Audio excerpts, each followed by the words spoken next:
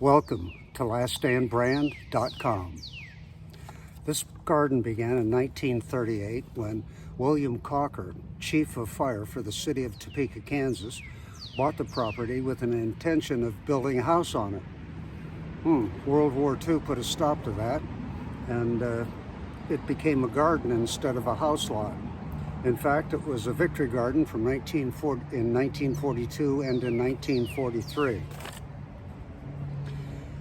At present, Last Stand Brand's mission is to inform others of the many benefits of nutrition and health of growing your own vegetables. We'd like to get this information out to everyone across the United States. Last Stand Brand's goal is to assure as much production as possible from the vegetables that we grow. This allows for extra production so that some of it can be shared with others.